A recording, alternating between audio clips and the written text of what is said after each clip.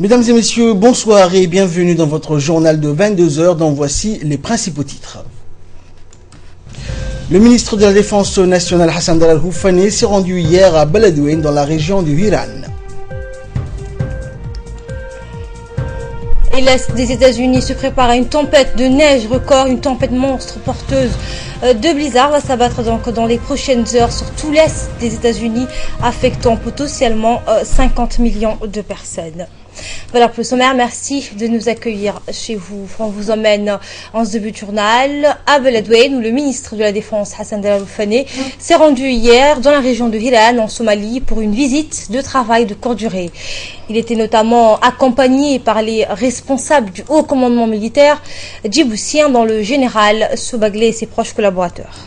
Et à son arrivée, il a été accueilli chaleureusement par les hauts responsables somaliens et djiboutiens ainsi que par les forces militaires, armées somaliennes et djiboutiennes ainsi que des membres civils et militaires dont le Premier ministre, son homologue somalien ainsi que par le chef d'état-major des forces somaliennes. La population de la région du Hiran s'était également déplacée en masse pour réserver un accueil des plus chaleureux au ministre de la Défense et à sa délégation. Le ministre de la Défense, Hassan Dalal Houfani, rappelons-le, est à Beledweyne suite à une invitation des autorités somaliennes et des forces somaliennes et djiboutiennes déployées dans le cadre de la mission de l'AMISOM.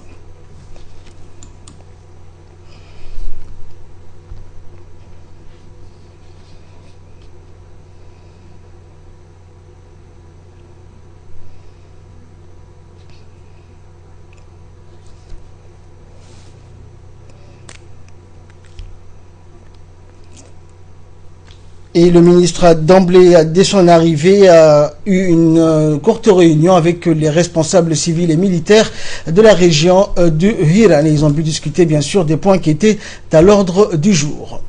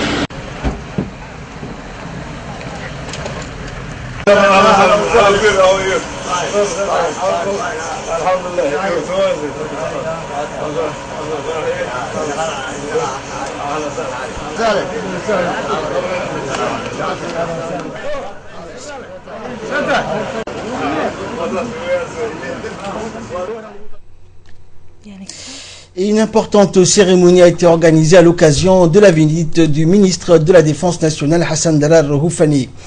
Et lors d'une cérémonie qui a eu lieu en cette occasion, les autorités somaliennes ont remercié le ministre de la Défense pour toutes les actions civilo-militaires en faveur des populations somaliennes et en général pour les efforts du gouvernement djiboutien pour la Somalie.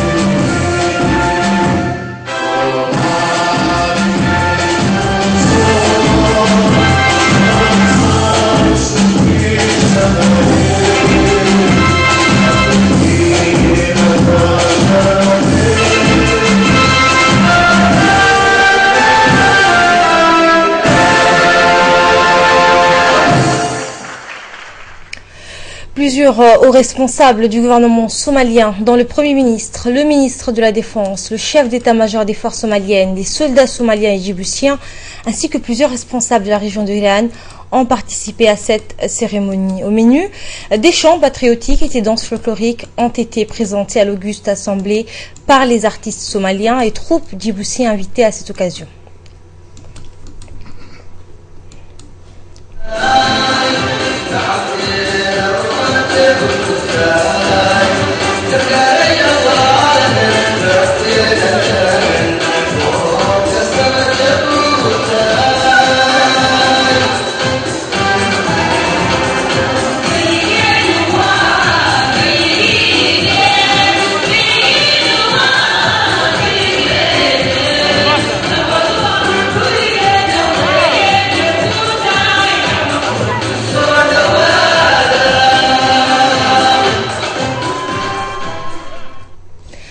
Entamant la série des interventions, les représentants de la société civile de la région de Hiran se sont réjouis de la visite du ministre djiboutien de la Défense à Beledweyne.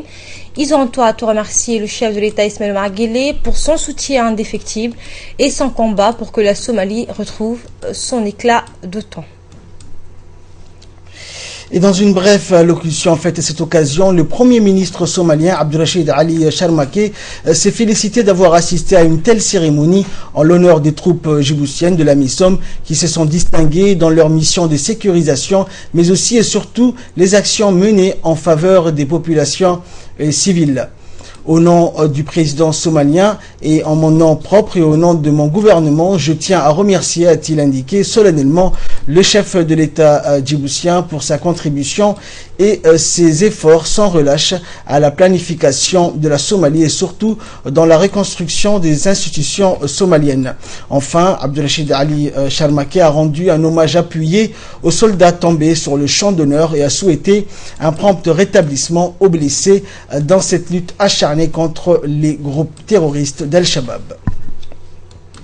Et de son côté, le ministre djiboutien de la Défense, Hassan Delaloufani, a en premier lieu transmis les salutations du président Guelleh au peuple somalien, à ses autorités et plus particulièrement au président somalien Hassan Sheikh Mohamud.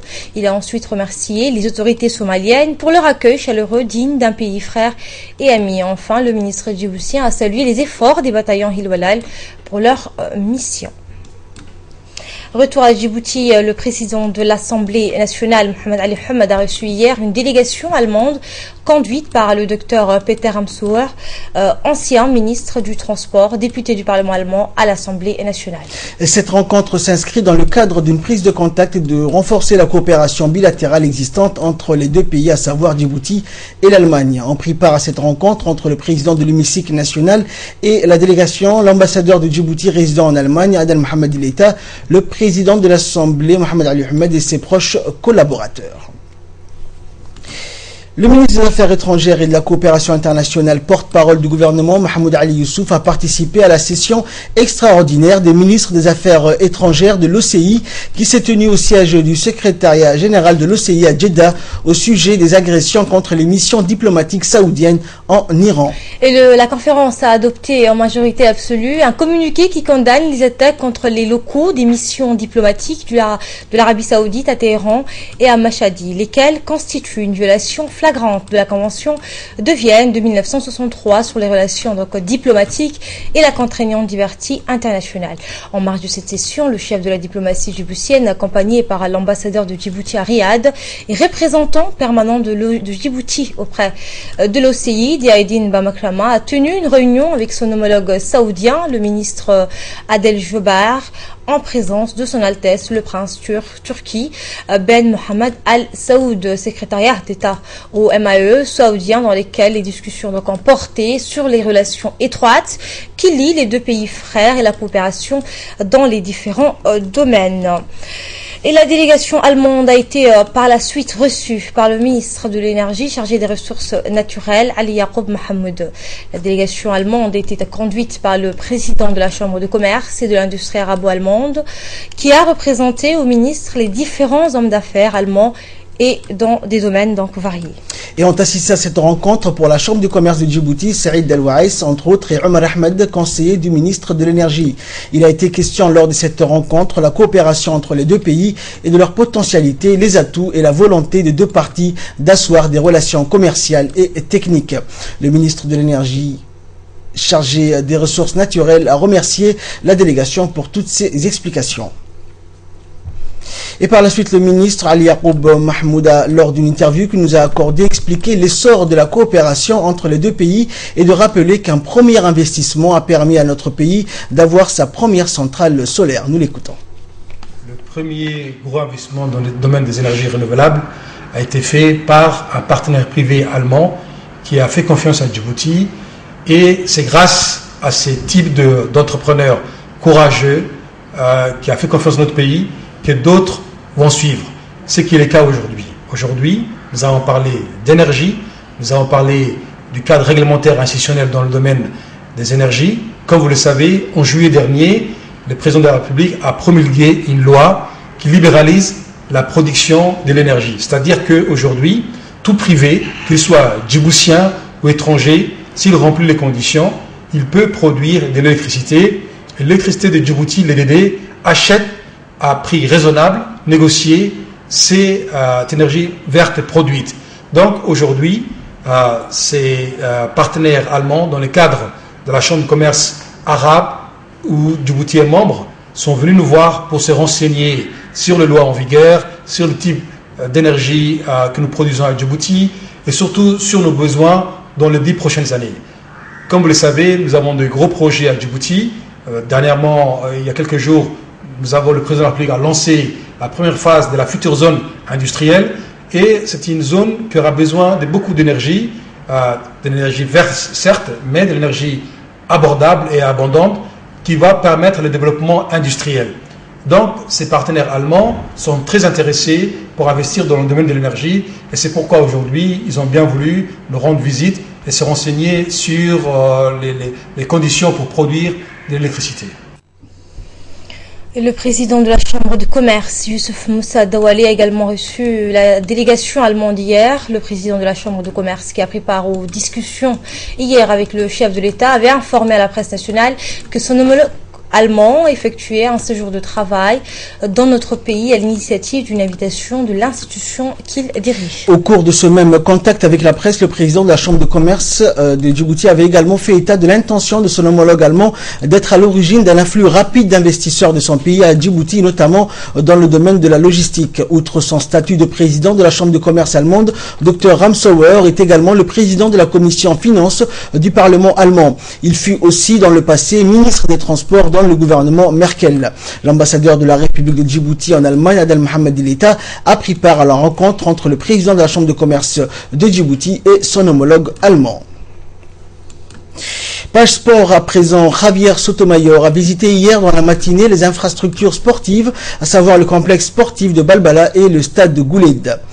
Au complexe de Balbala, il a visité les différentes structures, à savoir le terrain de basketball, le terrain de handball, de volleyball, de tennis, ainsi que le terrain de football.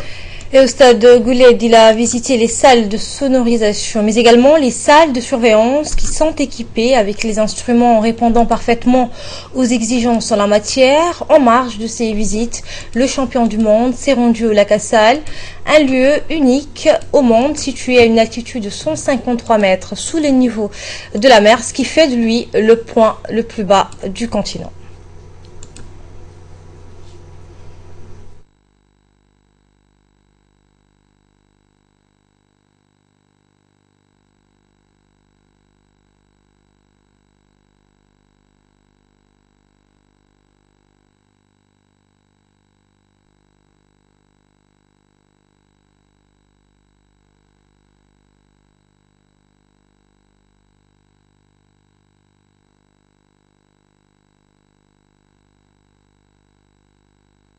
Je me sens ici, je suis très heureux d'être ici dans un lieu magnifique, dans un des richesses mondiales qui existe seulement ici. Je suis dans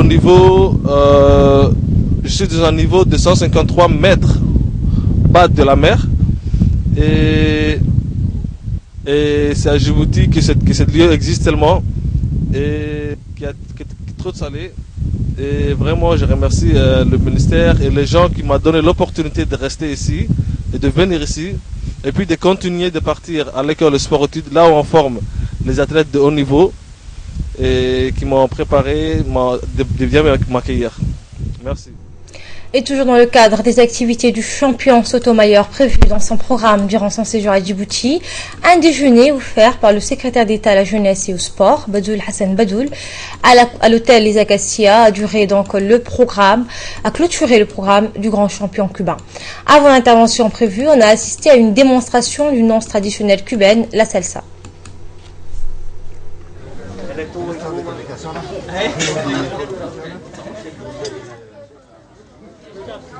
Gouvernement dans le ministre de la Communication, chargé des postes et télécommunications, ainsi que le ministre du Budget, le PDG de l'hôtel L'Acacia, des mouvements sportifs des jeunes.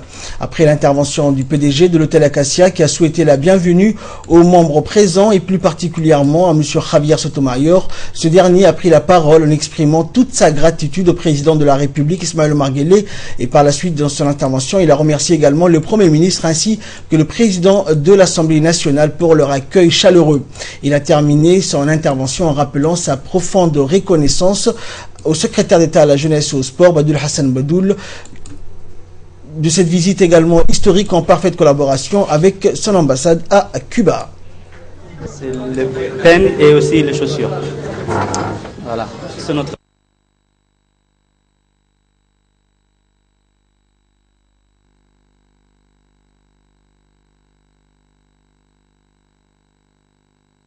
ans.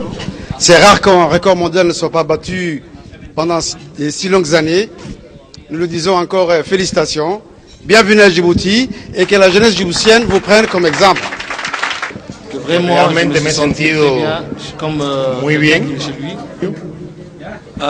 Je remercie premièrement le secrétaire d'État à la jeunesse et sport, M. Badoul Hassan Badoul, qui m'a fait l'invitation, ça fait depuis une année. Et aussi sans oublier tous les ministres qui sont là ici présents avec nous, qui m'ont donné la chance de manger et de compartir avec eux. Je suis parti visiter les athlètes à l'Issévier, que c'était un de mes objectifs que je suis venu ici à Djibouti, visiter les athlètes et les motiver à continuer de faire le sport. Et que ça aussi, ça les sert à les motiver et que demain, ils deviennent des champions et que moi aussi, ils viennent me visiter à Cuba. L'opportunité qui m'a donné le président de la République, M. Ismaël Omar Guelleh, et la visite que j'ai fait aussi au Premier ministre, et sans oublier le président de l'Assemblée nationale. Et puis c'est le secrétaire d'État à la jeunesse et au sport, Badoul Hassan Badoul, qui a conclu en remerciant le champion Sotomayor d'avoir accepté l'invitation. Il a souligné l'importance de cette action de promotion du sport national visant à stimuler la jeunesse conformément à la feuille de route du président de la République, Ismaël Omar Guelleh. La cérémonie s'est achevée par la remise ou l'échange des cadeaux ainsi que d'une photo de famille. L'actualité à présent, donc, hors de nos frontières. On parle souvent de la guerre civile en Syrie, des migrants syriens en Europe ou réfugiés dans les pays voisins.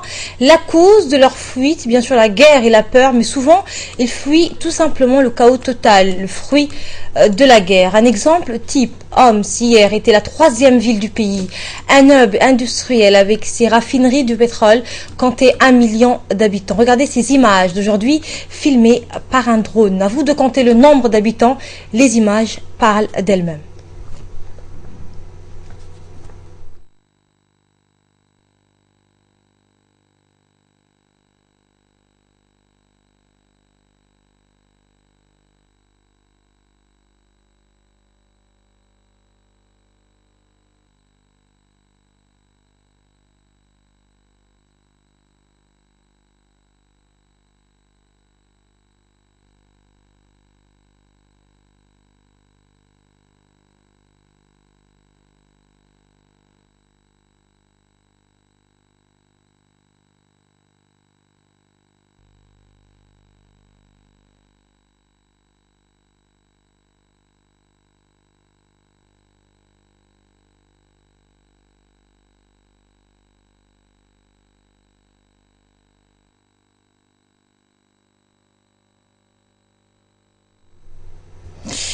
Et donc toujours dans l'actualité internationale à Davos, les acteurs de la COP21 appellent à agir pour le climat. La planète n'en a pas fini avec les épisodes extrêmes, ouragans, tornades, inondations devraient s'intensifier et il faudra demain plus encore qu'aujourd'hui en supporter les coûts. Commentaire.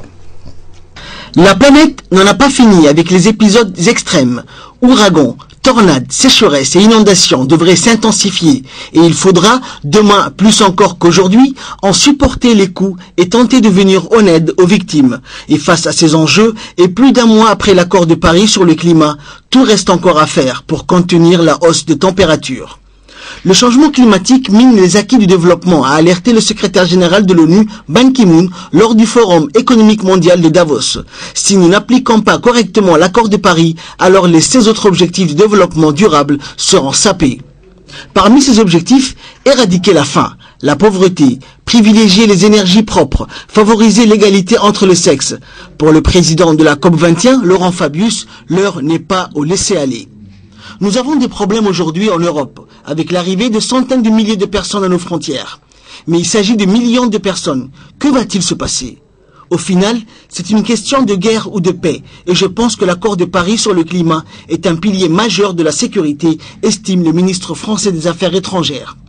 Selon le Bureau des Nations Unies pour la réduction des risques de catastrophes, 90% des désastres de ces 20 dernières années sont des catastrophes naturelles liées à la météo. L'agence précise que le coût des désastres à travers le monde atteint chaque année un montant compris entre 250 et 300 milliards de dollars. L'Est des États-Unis se prépare à une tempête de neige record à Washington et ses environs. Les chutes de neige ont d'ores et déjà paralysé nombre de routes. Or, ce n'est rien comparé à ce qui s'annonce. Explication. Les chutes de neige ont d'ores et déjà paralysé nombre de routes. Or, ce n'est rien comparé à ce qui s'annonce. Une tempête monstre, porteuse de blizzard, va s'abattre dans les prochaines heures sur tout l'Est des États-Unis, affectant potentiellement 50 millions de personnes. L'état d'urgence a été déclaré dans 5 États. Nous attendons des chutes de neige d'une ampleur historique dans le district, a annoncé le maire de Washington, Muriel Bowser. Nous ne connaissons qu'un précédent d'une telle ampleur. On nous a demandé de nous préparer à des vents atteignant 65 km/h. Les services météo annoncent jusqu'à 60 cm de neige par endroit. Des milliers de vols devant décoller de Washington et de Caroline du Nord ont été annulés. Dans la capitale, tous les transports publics, métro compris, seront suspendus. Le tiers-est du pays est appelé à la plus grande prudence jusqu'à dimanche.